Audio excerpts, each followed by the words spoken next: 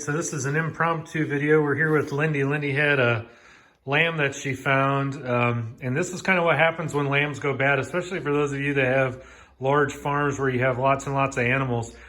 This guy is a Columbia Dorset cross. He was born fine, did fine, but for some reason he wasn't getting nutrition from mom, and we just didn't catch it.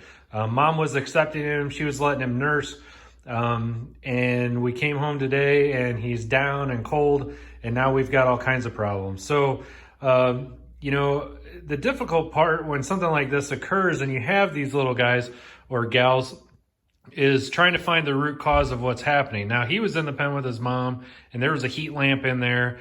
And so although he was hypothermic and is hypothermic, we knew that that wasn't the underlying cause. But this could be confusing. You know, if we would have found him out in the pasture, if we would have found him maybe, you know, out in open pen space, something like that, and he was down like this, we may be wrong and think, oh, well, he's just hypothermic, and we get him warmed up and put him back in with mom and the exact same thing happens. So in this case, we're dealing with an issue of, well, we don't know. He's not coordinated right now.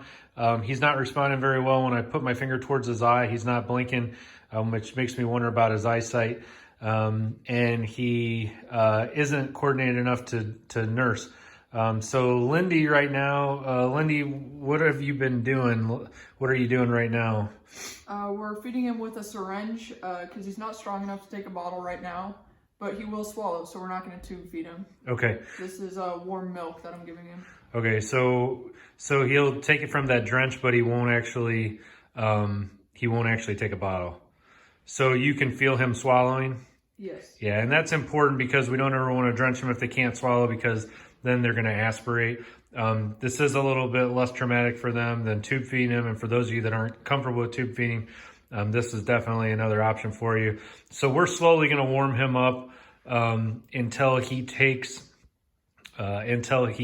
will take a bottle. And then most definitely this guy's going to be a bottle baby. We're going to make some notes about his mom.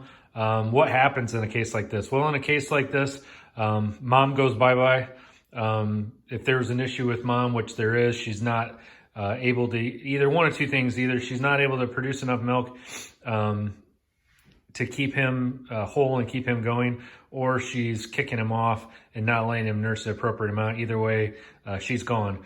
Because we talked about this in other videos about culling, and the reality is if we allow her to have babies again next year, we're going to be dealing with a very similar thing. This is a very nice ram, and so, you know, it's going to be a shame if we lose him.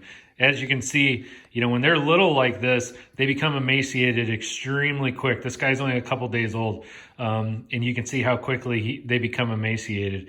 And the reason for that is, you know, they have very little fat reserves on their body, and they'll burn through it very, very fast. So he is perking up a little bit since you got him, Lindy. Is that accurate? Yeah. Okay. He still looks really bad. So when I'm looking at his eyesight, Lindy, go ahead and poke your finger towards his eye.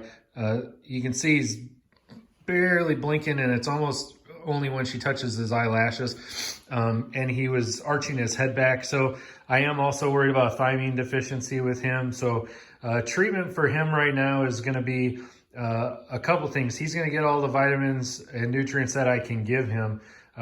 So he's going to get a vitamin B complex, subcutaneous, under the skin, over the ribs. He's going to get about 5 mLs of vitamin B complex. And then he's going to get a small injection of BOSI, which is vitamin E as well, and selenium. We're going to give that to him intramuscularly just to ensure that he's not suffering from a deficiency in either one of them that can lead to some serious issues. But he's doing a little bit better. You can see how he's starting to shake his head there. And the game is over. Like he's done. There is no more putting him back with mom. He's probably going to come in the house. He's going to get a nice hot bath. He's going to get warmed up. And then once he gets to where he can nurse on his own, or excuse me, when he demonstrates that he can take a bottle very, very well on his own without any issues, then he'll come back outside with his friends. And we'll reintegrate him into the flock. But for right now, this is kind of where we're at. So again, this is kind of an impromptu video, but I wanted to just touch bases with y'all and let you know. For those of you that have small flocks, you're probably not going to notice anything. You're not going to have something happen like this as badly as we do. You know, we have 30 ewes running around that are having babies right now, and it's very easy. You know, we have triplets and twins and all kinds of things like that. And so it's very easy for one lamb to get lost in the shuffle, and they go down quick and they go down hard. So for those of you that have 1 or 2 ewes, that's why that's a prime opportunity for you to learn. In a case like this, it's a prime opportunity for you to learn. Did he pass? I think so. Man. All right, so yeah, we lost that baby. So upon further examination after the fact, we had a stricture in the trachea. Something was wrong with the animal from the get-go. So basically he was able to nurse and he just wasn't able to swallow a sufficient amount to get the nutrition that he needed. So, you know, this is what happens. We did everything right, quote unquote. The baby was born fine. We had him in with mom. Mom was accepting him. We visualized that he was nursing off of mom. And then things just went downhill from there. And unfortunately, this is, you know, this is part of it. This is part of the process. And for those of you that have been doing this for a while, you know that. And I don't know how I feel about it. Obviously, you don't ever want to lose animals, but, you know, you saw my daughter in the video. She's taking care of the animal. My daughter's 16 years old. She's been doing this since she was in elementary school. And I can't replicate the lessons that my family learned on the farm quite in any other way. So we have good times, we have bad times, we have all the different kinds in between. But again, you know, just like anything else in life, there's things that you can't control, and this was one of them. I would still recommend following the advice that we talked about in the beginning of the video. You know, determine what the underlying root cause of the issue is and treat accordingly. That's probably the hardest part of helping these situations, is finding out what it is that's causing this. And of course, as we learned in this situation, in the end, you may not be able to identify what's causing the problem until the animal has passed. If you are capable of performing some type of an autopsy after the fact, it may benefit you. You may be able to determine what the cause of death was and learn from it. But if you're not inclined to do so, or if you don't have the anatomical background to do so and determine what the cause is, then it's not worth your time or effort. So yeah, probably not the upbeat video that we normally have, but an important one nonetheless.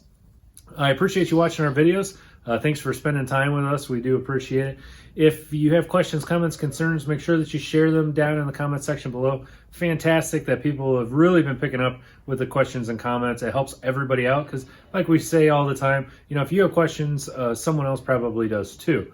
So by you asking, it gives us more material to make videos for, and it helps everybody out. So I am Tim from Linessa Farms Specialty and Heirloom Livestock, and we look forward to seeing you next time.